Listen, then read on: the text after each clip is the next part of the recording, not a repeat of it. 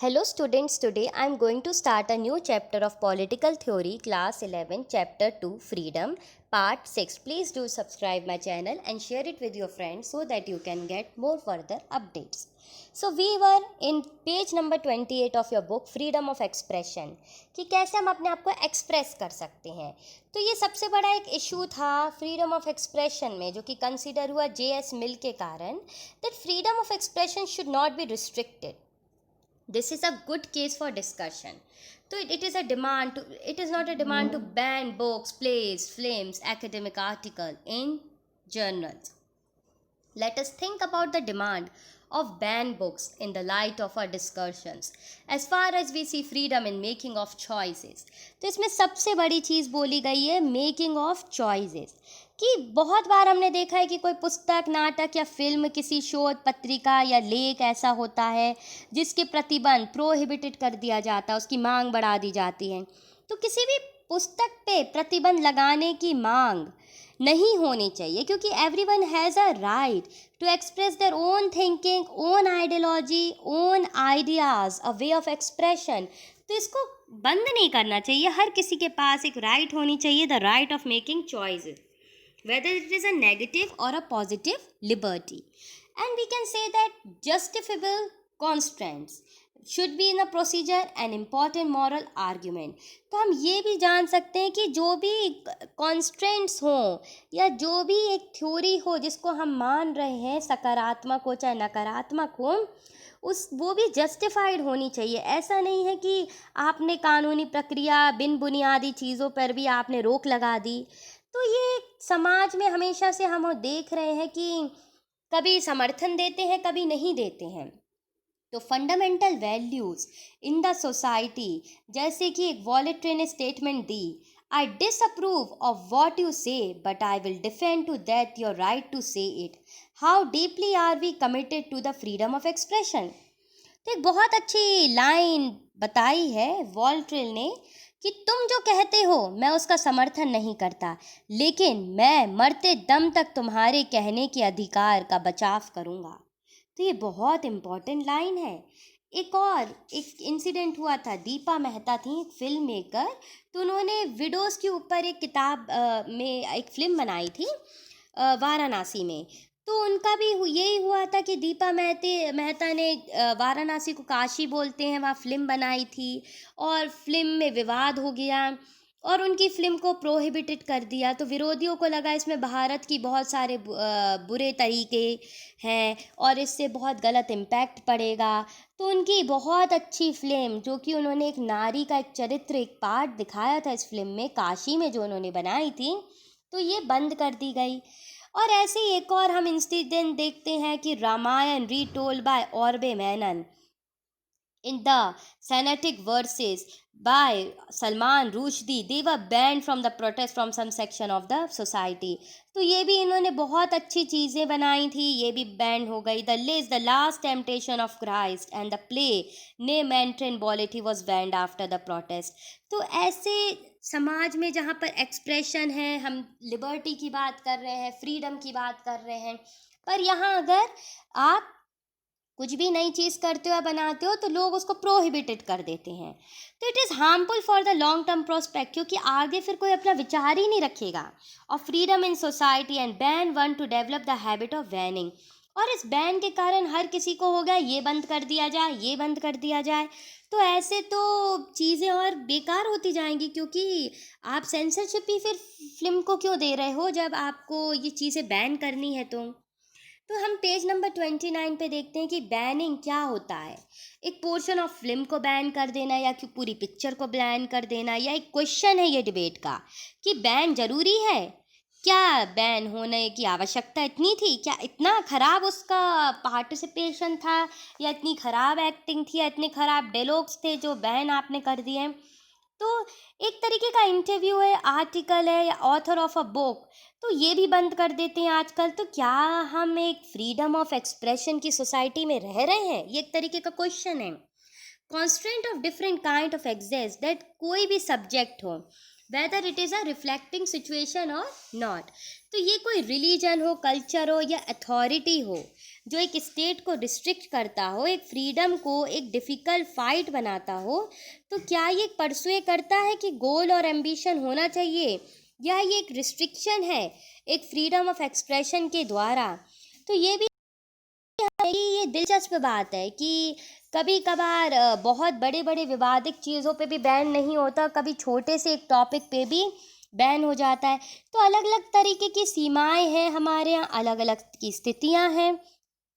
और ये प्रतिबंध के बारे में सोचते समय ये महसूस होना बहुत ज़रूरी है कि ये हम प्रतिबंध किसी संगठन, समाज, धार्मिक या सांस्कृतिक सत्ता या राज्य की शक्ति के बल पर लगा रहे हैं। तो ये हमारी स्वतंत्रता की कटौती है और इसके खिलाफ हमें लड़ना मुश्किल है। हालांकि यदि हम अपने लक्ष्यों को आगे बढ़ाएं, स्वीकार करें और स्वतंत्रता के लिए अपने अधिकारों को आगे बढ़ाएं, तो ये एक कसौटी नहीं रहेगी। तो जैसे जॉन स्टुअर्ट मिल ने पॉलिटिकल थिंकर थे, वो बहुत बड़े एक्टिविस्ट थे। 19 डिफेंस फ्रीडम ऑफ एक्सप्रेशन था ये। इन्होंने अपना फ्रीडम ऑफ थॉट्स के बारे में एक बुक लिखी थी, द लिबर्टी। तो हम इसके बारे में भी अभी बात करते हैं कि आखिर ये था क्या। तो जब हम ये देखते हैं कि 19 सेंचुरी की शताब्दी में ब्रिटेन में एक जॉन स्टुअर्ट आए, तो उन्होंने ये वाद विवाद स्वतंत्रता पे एक लिबर्टी के बारे में एक व्यक्तित्व लिखा और उन्होंने एक आइडियोलॉजी दी। और उन्होंने पहला कारण यह कि कोई भी विचार पूरी तरीके से गलत नहीं होता, उन्होंने बोला, और जो हमें गलत लगता है उसमें सच्चाई का तत्व होता है। तो एक चीज़ है लाइफ में, आपको कोई चीज़ बहुत बुरी लग रही है और आप उसको मान नहीं रहे हो, लेकिन वो आपकी लाइफ का एक बहुत बड़ा पार्ट है, आपको वो कबूलना पड़ेगा और वो एक ना एक दिन वो सच सामने आता है। तो अगर हम गलत विचार को प्रतिबंध कर देंगे तो उसमें छुपी सच्चाई का अंश भी खो देंगे। तो अगर कभी कभार कोई नेगेटिव चीज़ भी होती है पर उसमें जो छुपी हुई एक पॉजिटिविटी भी होती है, वो भी हम खो देते हैं। तो what appears to us false as the element of truth, the ban else idea, we will lose the element of truth that they contain. This is related to the second point. इसके बाद truth does not emerge by itself. It is only through a conflict of opposing views that truth emerges. Ideas that seem wrong today may have been very valuable in the emergence of what we consider right kind of idea. तो दूसरे कारण पहले कारण से जुड़ा होता है, हमेशा इस बात का ध्यान रखना। सत्य स्वयं से उत्पन्न नहीं होता, सत्य विरोधी विचार का टकराव में पैदा होता है। जो विचार आज गलत प्रतीत होता है वह सही तरह से विचार हो तो वो बहुमूल्य भी हो जाता है। और हम तीसरा देखते हैं, thirdly, this conflict of ideas is valuable not just in the past but in continuing values of all the time. Truth always runs the risk of being reduced of an unthinking glitch. It is only when we expose it to the opposing views that we see sure this idea is trustworthy. We cannot be sure that what we consider true is actually true. Very often, ideas that were considered false at one point by the entire society and therefore suppressed turn out to be the true later on. A society that completely suppresses all the ideologies are not acceptable today runs the danger of losing the benefit that might be have a valuable knowledge. तो तीसरा विचार यह है कि संघर्ष केवल अतीत में ही मूल्यवान नहीं है, बल्कि हर समय में इसका सतत्व महत्व है। सत्य के बारे में यह खतरा हमेशा होता है कि वह एक विचारहीन और डून युक्त में बदल जाएगा। जब हम इसे विरोधी विचार के सामने रखते हैं तभी इस विचार की विस्मयता होने की सिद्धि होती है। अंतिम बात यह है कि हम इस बात को लेकर भी निश्चित नहीं हो सकते कि हमें सत्य समझते हैं वही सत्य है। कई बार जिन विचारों को किसी समय पूरे समाज ने गलत समझा होता है, दबाया जाता है, बाद में वह सत्य पाया जाता है। कुछ समाज ऐसे विचारों का दमन भी करते हैं जो आज उनके लिए सक्रिय नहीं है, लेकिन ये विचार आने वाले समय में बहुत मूल्यवान ज्ञान में बदल सकते हैं। तो दमनकारी समाज ऐसे स्वभावशील ज्ञान के लिए वंचित रह जाएंगे। इसलिए इसमें बोला गया है कि ट्रुथ इज एवरीथिंग। तो जो हमें लगता है कि सच है, क्या पता वो सच ना भी हो। तो ये लास्ट पेज नंबर 30 में हाफ दिया हुआ है और हाफ एक्सरसाइजेज है, 5 क्वेश्चन है। तो हम पढ़ते हैं। We begin by saying that freedom is the absence of external constraint.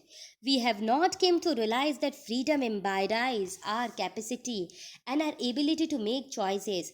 And we make choices. We have also to accept responsibilities of our action and their consequences. It is for the reason that most advocate of the liberty and freedom maintain that children must be placed in the care of parents. Our capacity to make the right choices as is to the renowned manner, available option, and shoulder for the responsibility of the action we made. तो हम ये कह सकते हैं कि शुरुआत की थी हमने कि स्वतंत्रता बाहरी प्रतिबंधों का अभाव है, पर अब हम ये महसूस कर चुके हैं कि स्वतंत्रता हमारे लिए चुनना बहुत ज़रूरी है, क्योंकि इसमें बहुत क्षमताएं छुपी होती हैं और अगर हम सही स्वतंत्रता नहीं चुनेंगे तो हमारी स्वतंत्रता चली जाएगी। तो माता पिता की देखभाल के लिए चाहे सही निर्णय लेना हो या एक उपलब्ध विकल्पों का एक चयन हो या एक जिम्मेदारी हो अपने कंधों पर, उसके लिए हमारी क्षमताओं को विकास करना और शिक्षा का निर्णय लेना बहुत ज़रूरी है। और राज्य समाज और सत्ता की समिति का पालन पोषण करना, जिसको हम कहते हैं nurtured by limiting the authority of the state and society. तो इसको हम ये भी बोल सकते हैं कि राज समाज की सत्ता के लिए हमें पालन पोषण करना बहुत ज़्यादा ज़रूरी है। इसके आगे मैं चैप्टर 3 बनाऊंगी इक्वालिटी, तो मैं आपको ज़रूर बता दूंगी। Please do like subscribe my channel कि जब भी नेक्स्ट चैप्टर आएगा तो आपको अपने आप अपडेट मिलता रहेगा।